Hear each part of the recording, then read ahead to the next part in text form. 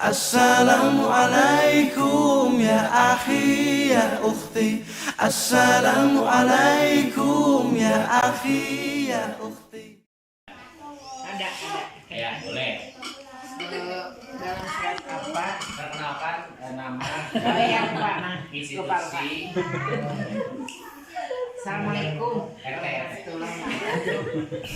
Ini dengan Ibu Ike Sumartika Bantar Kuning Taman Sari LM. Terima kasih.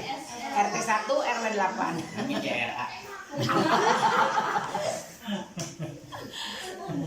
Pertanyaannya kepada Bapak Ustadz adalah dalam surat apa yang menjelaskan bahwa yang membacakan Al-Quran itu yang akan menjadi penerang di alam kubur kita, juga di dunia menjadi petunjuk. Ini pertanyaan udah diatur. Pertanyaan udah diatur. Dari setting nih pertanyaan. Spontan aja, spontan. Ya, Silakan. pertanyaannya surat apa? Ya, membaca Al-Quran itu menjadi penerang di alam kubur. Itu yang pertama kan? Silakan. Yang kedua, mau tanya. Yang kedua, Neng. Oh, ada lagi. Ada lagi nambah. Ada lagi. Kalian dijawab. Ini. Jujur. Ya, boleh.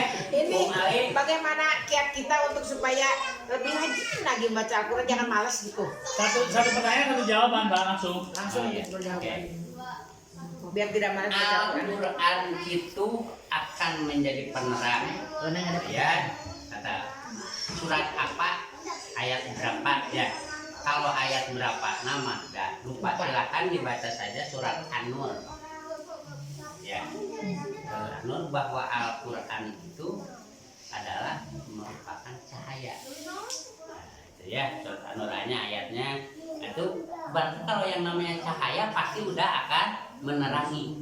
Kemudian sabda Rasulullah Shallallahu Alaihi Wasallam, Bismillahirrahmanirrahim. Tarak tufikum amro ini ma intama takum bima lantadilu abada bahwa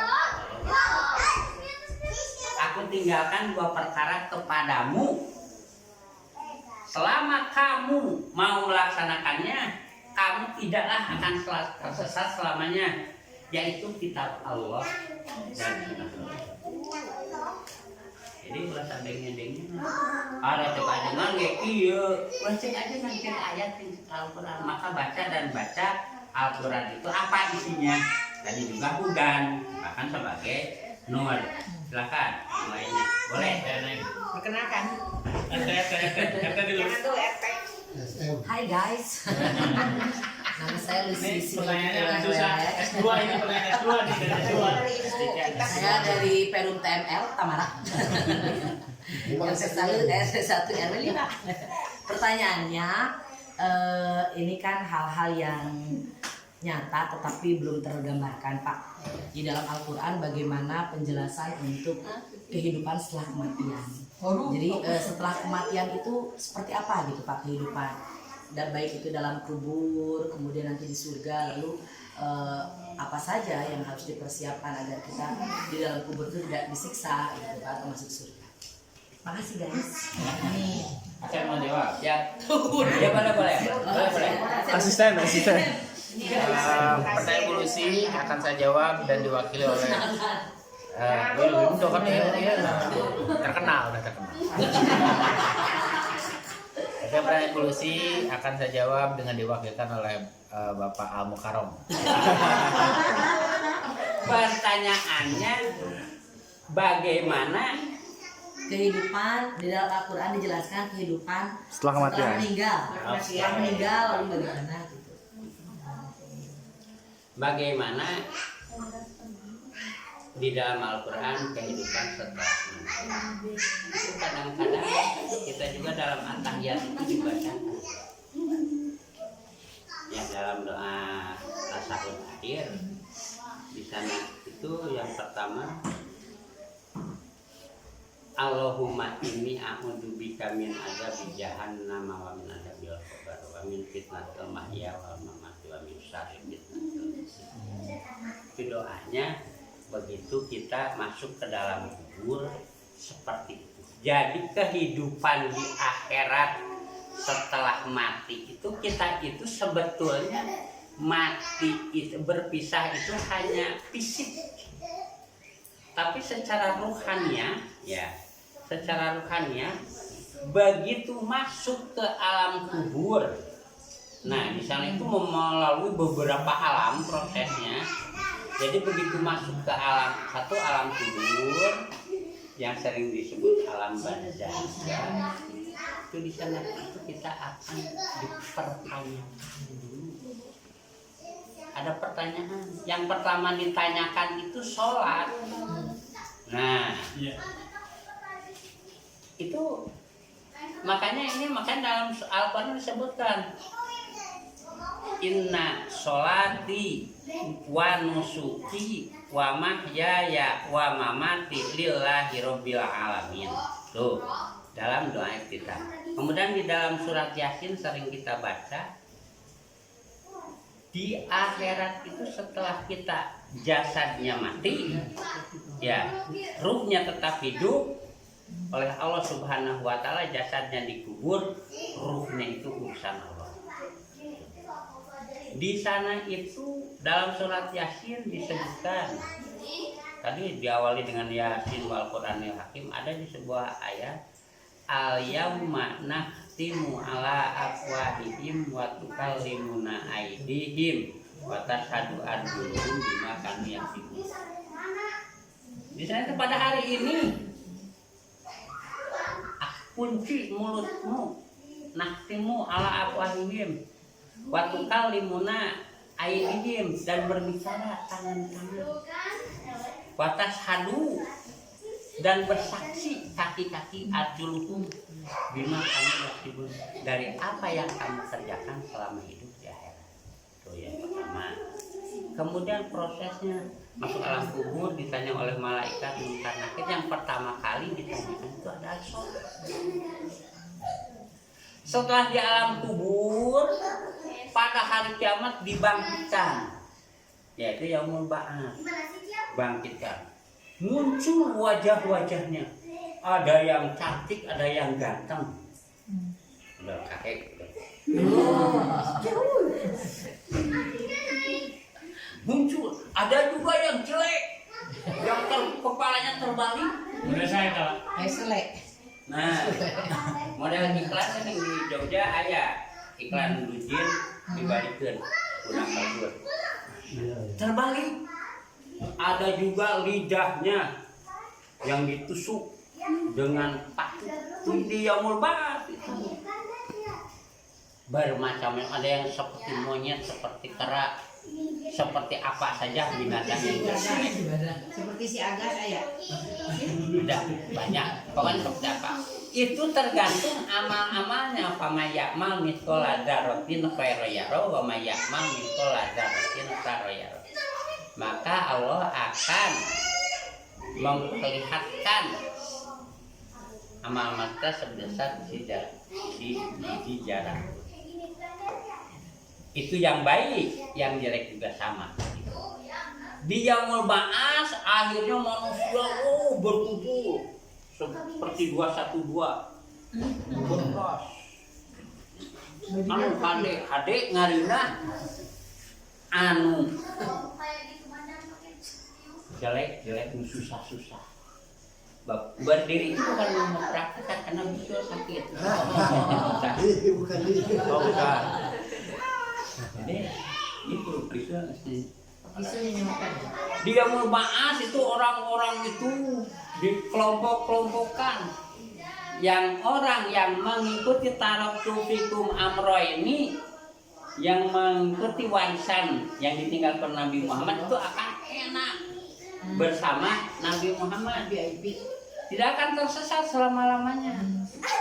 Nah itu, maka ulah gagabah. Di yaumul ba'ats langsung yaumul hisab diperhitungkan, dikelompok-kelompokkan, diperhitungkan, kemudian ditimbang yaumul mizan. Setelah yaumul mizan ditimbang dalam pertimbangan prosesnya. Ada dalam Al-Quran, nanti dibaca saja kalau dibacakan. Ukir mah teu apalnya. Kan geus dibaca, geus apa? Ayat-ayatna.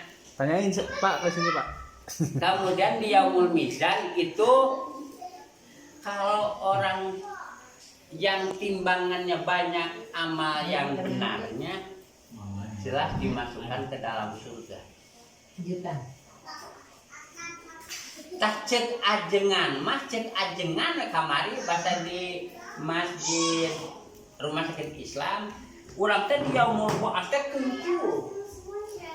kudu rek asup ka surga mapai siratal mustaqim sa model cik berang di belah 7 urang teh neraka di mana tak ieu padang mahsyar di yaumul mahsyar kudu rasa urang nah lamun teu boga amal tika cemplung naudzubillah cek ajangan ulah teh hayang teh kana siratal mustaqim ai Nampar kurang teh unggal sholat teh meta ihdinas siratal mustaqim ya Allah tunjukkanlah kepada kami siratal mustaqim cek ajengan teh ulah hayang kana siratal mustaqim seukeut cenah Allah batan buut di belah 7 matak loba dicem bakal rek saeutik rakeut kana dieu nah jadi bagaikan rambut di belah 7 itu siratal mustaqim itu betapa susahnya kita berjalan di jalan yang lurus yang benar. Bukan setting. Apa sih siratal mustaqim itu?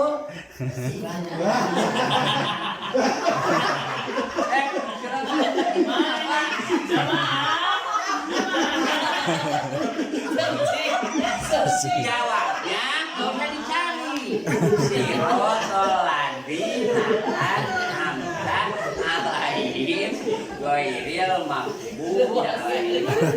Ari siratal mustaqim teh jalan yang lurus, jalan yang telah engkau beri nikmat kepada mereka yaitu para sahabat, para tabi'in, para nabi, para syuhada. Itu yang telah diberi nikmat kepada mereka. Ghairil maghdubi bukan maghdubi jalan yang dibenci oleh Allah, bukan siratal mustaqim itu. Yang digeloinya. Ghairil maghdubi alaihim dan bukan pula jalan yang tersesat.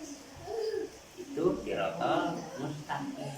Jadi kita setiap hari itu ya Allah, ihdinas siratal mustaqim, ya Allah tunjukkanlah kepada kami jalan yang lurus. Makanya hidup kita itu tujuannya harus mencapai siratal mustaqim. Ada pertanyaan lagi? Ya satu lagi terakhir ini berusaha yang baik timbangannya langsung dimasukkan ke surga dan yang jelek apalagi predikat kafir jahannam khalidina fiha kafir musyrik itu jelas dan dimasukkan ke dalam dalam neraka yang kafir musyrik kemudian yang beriman dan beramal saleh innalladzina amanu wa amilus sholihati apa di dalam surat ini ayo inna di dalam surat al-bayyinah kalau innalladzina kafaru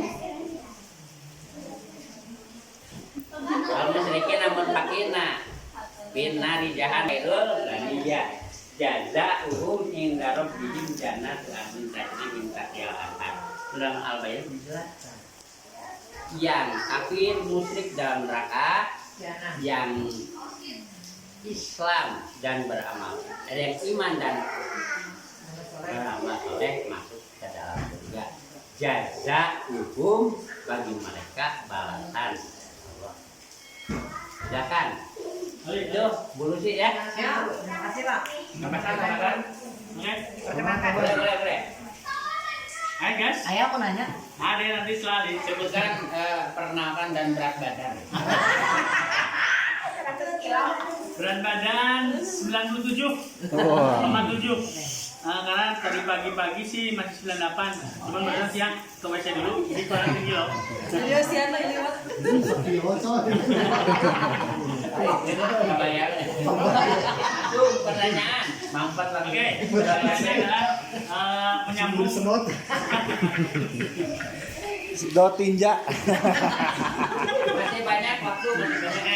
Pertanyaannya adalah jadi apa ya? Ini settingan nggak? Settingan nggak? Enggak. Jadi selama ini kan gini, ini yang Ale rasakan gitu ya. Ya nggak tahu yang di sini mungkin sama lah ini. Sama. Jangan rasakan Oke. Jadi untuk percaya hal yang gaib, kan di apa? Al-Baqarah ya berapa ya Pak ya? Jadi kita harus percaya pada yang gaib. Jadi Li kudu tarik li. sekarang ini yang Ale rasakan adalah seperti Allah, Al-Quran, malaikat dan lain sebagainya. Itu kan hal-hal yang gaib ya Pak. Nah selama ini yang Ale rasakan adalah selama ini kan kita selalu takut dengan bukan yang gaib gitu Pak. Artinya apa? Ketika kita terlambat datang ke kantor, aduh takut. Ketika kita dalam pekerjaan ada sesuatu hal yang tidak tercapai, kita akan merasakan takut gitu. Bahwa ketika kita bolos dari kantor, ketika kita dan lain sebagainya, kita real yang nyata itu kita merasakan takut gitu. Tapi kenapa kita terhadap sholat kita tidak merasa takut? Karena itu pernah mendengar dari seorang beberapa ulama adalah manusia itu susah percaya untuk hal-hal yang gaib. Karena itu tidak nyata. Contoh, kalau kita terlambat, bos akan langsung ngasih punishment ke kita Pak. Udah, besok dia akan memperbaiki itu. Artinya real langsung hari itu dikasih gitu Pak. Nah, kenapa untuk kita mempercayai hal yang seperti itu? Kenapa, ya mohon maaf gitu ya, kenapa Allah belum menunjukkan hal yang langsung Pak, menunjukkan bahwa Al-Quran adalah cerita gitu ya, cerita hal yang ada dan memang petunjuk gitu. Tetapi kenapa Allah belum menunjukkan bahwa seperti dulu zaman Nabi Muhammad, zaman Nabi Musa membelah laut. Oh itu berarti mujizatnya. Itu kita akan lebih yakin akan hal itu gitu. Terus di surat Al-Fil, burung ababil. Ya, burung ababil menyerang Ka'bah. Itu lebih Abraham. Raja Abraham. Ya, artinya itu kan nyata gitu bahwa Salah weh. bahwa itu, nah artinya ketika kita ingin mengarah ke sana, itu kan mungkin minimalnya ada satu hal yang memang untuk lebih meyakinkan kita gitu Pak, untuk meyakinkan Bapak barusan memberikan informasi, kita harus percaya dalam Al-Quran, itu petunjuk kita gitu kan. Nah, tetapi punishment dan rewardnya seperti yang kita kerjakan sehari-hari di dunia nyata ini itu terjadi, sehingga bonus ketika kita melakukan, kita akan kejar target itu. Ketika kita salah, kita dihukum, kita harus perbaiki gitu. Nah ini kan tidak nyata Pak gitu. Nah bagaimana kita bisa lebih meyakini bahwa cerita-cerita yang ada itu memang real dan meyakinkan bahwa seperti tadi nanti di Yaumul Ba'ats akan seperti ini gitu. Itu kan cerita Al-Quran Pak ya. Tapi atau minimal salah satu atau salah dua yang memang Allah menunjukkan itu gitu. Ya kadang-kadang Ali suka berpikir, ciklah lihatkan mimpi gitu, lihatkan mimpi orang di dalam film sanatnya seperti itu gitu lah. Aduh, ini Babe Haikal. Jawabannya Mama perkuat keimanan. Ya artinya apa namanya? Jawab. Perkuat keimanan kita. Ini pertanyaan buat mama, buat bapak.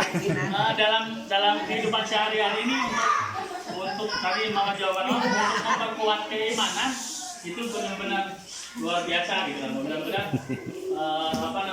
luar biasa kita sholat ya, balik pegawaian, balik dia telat, bisa telat tepat waktu gitu. Padahal seandainya kita ya kalau memang takdir kita meninggal hari ini, bagaimana dia itu berkah selama dan kita nggak bisa apa-apa. Kita lanjut banyak.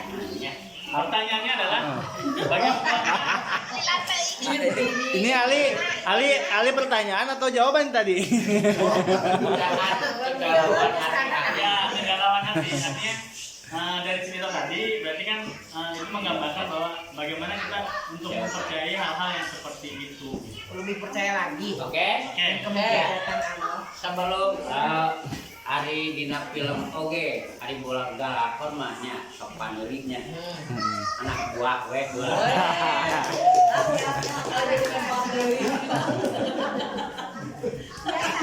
Salah aing maju mari bu.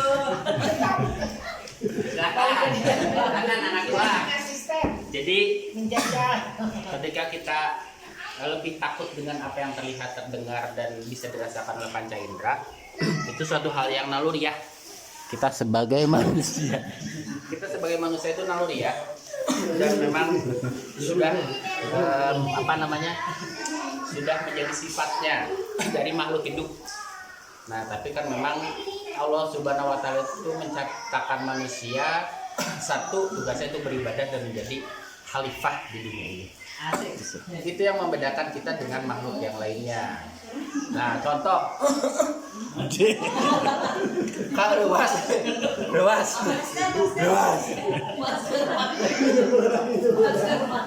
Nah, jadi contoh tadi nyambung dengan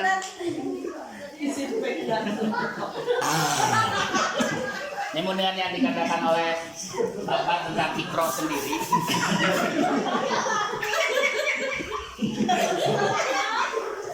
Nyambung dengan yang tadi Bapak bilang tentang Ikro bacalah, itulah kenapa adanya Al-Quran, adanya Rasul yang menjadi menyampaikan pesan dari Allah Subhanahu wa Ta'ala. Itu yang membedakan manusia dengan yang lainnya. Contoh nih, nanti kan kalau binatang gitu kan, binatang ketika ada kebakaran dia ketika masih jauh masih akan tetap ini, tapi ketika dia melihat secara langsung dia akan pergi.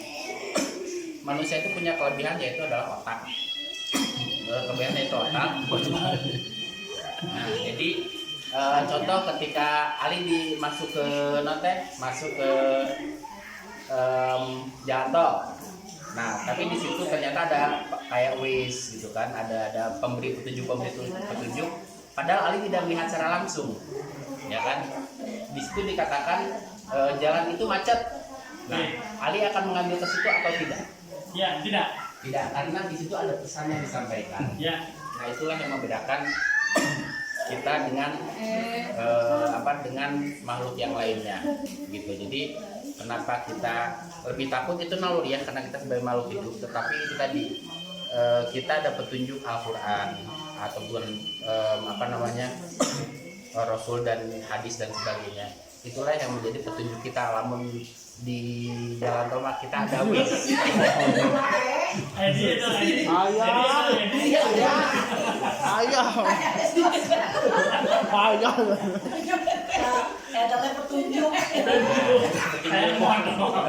petunjuk. Makanya kenapa kita kita harus ikro dan sebagainya. Semakin kita ikro, semakin kita baca dan semakin kita memahami, kita akan lebih banyak petunjuk-petunjuk yang kita bisa jadikan pegangan. Seperti itu. Naluri ya ketika kita takut oleh bos, takut oleh ASMG kemarin gak jualan, takut pelanggan kecewa sampai meninggalkan sholat, itu bisa terjadi. Tapi karena itu naluri ya. Tapi kalau ketika kita semakin menguasai, memahami, membaca, kita akan lebih tahu kira-kira Google Map-nya kemana nih. Seperti itu, cek. Jadi kesimpulannya, percayalah bahwa kita berusaha untuk bisa berkomunikasi, karena level tertinggi kita ketika kita sholat, doa dan sebagainya adalah ketika kita bisa berkomunikasi dengan Allah. Komunikasi ke sholat, ketika kita bisa berkomunikasi, itu level yang ingin kita capai, gitu kan. Nah, kalaupun kita masih belum bisa mencapai itu, paling minimal adalah kita menyadari kalau memang Allah itu adalah melihat kita dan berkomunikasi dengan kita. Terima kasih. Wassalamualaikum warahmatullahi wabarakatuh. Oke, tambahkan ya. Nyambung dulu Pak. Ya. Menjawab. Terima kasih Pak investor atas jawabannya. Radiator. Sudah jelas ya. Tapi ada beberapa hal memang setuju bahwa ketika seperti itu memang sempat dialami gitu ya. Memang komunikasi yang baik itu adalah tengah malam gitu ya. Tengah malam memang pas sepi semuanya, memang itu kita bisa berkomunikasi. Paket gratis teleponan nih. Pada saat kita komunikasi kita tahu artinya gitu kan. Karena kan bahasa Arab arti ya kita ngomong lah gitu kan ya. Cuman yang masih pertanyaannya belum terjawab. Ketika tadi macet, itu memang selama ini memenuhi kita memang pernah ketemu dengan macet itu gitu ya. Kita tahu realnya macet seperti itu. Cuman kenapa contoh Nabi Muhammad diketemukan dengan malaikat Jibril yang sangat besar gitu kan Pak, mikro gitu. Itu akan ketakutan Nabi Muhammad akan yakin, akan yakin. Nah sekarang nih gitu komunikasi atau keseharian yang memang kita jalankan kita harus seperti itu.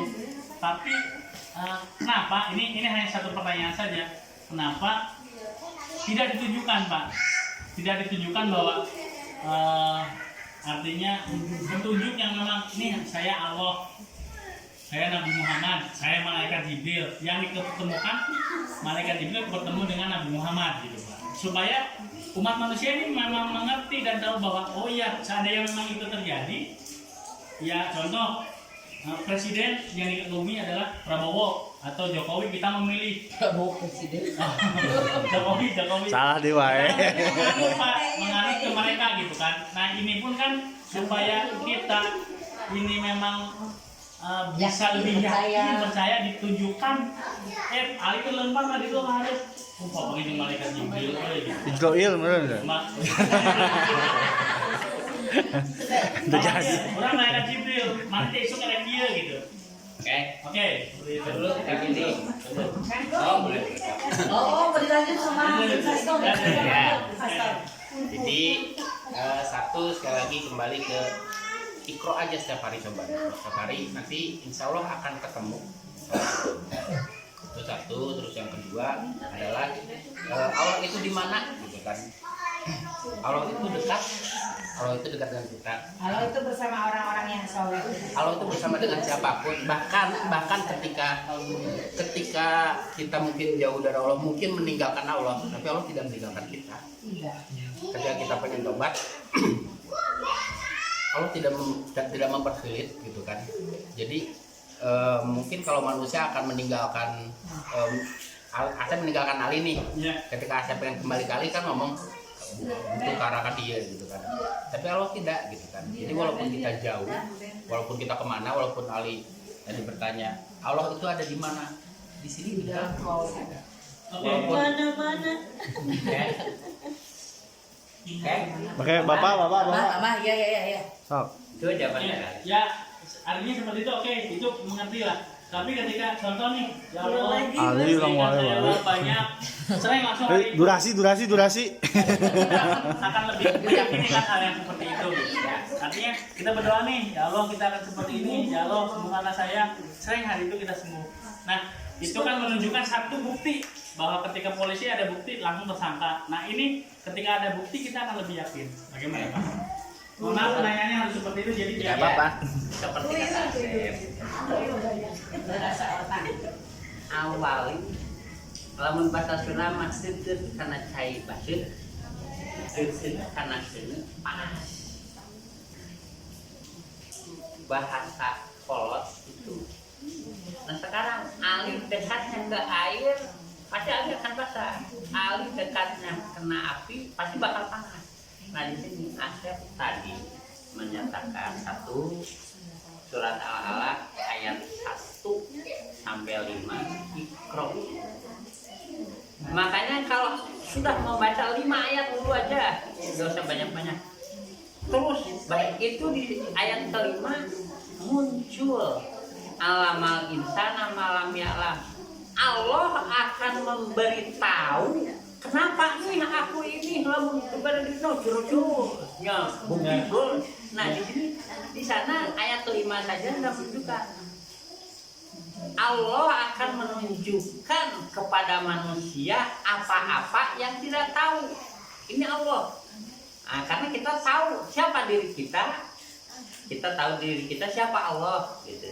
Diri kita adalah seorang manusia yang diciptakan dari benda yang sangat hina. Itu. Sampai Allah mengatakan mimpi dari setetes air mani yang sangat hina. Itu. Jadi kita ya hina aja udah gitu.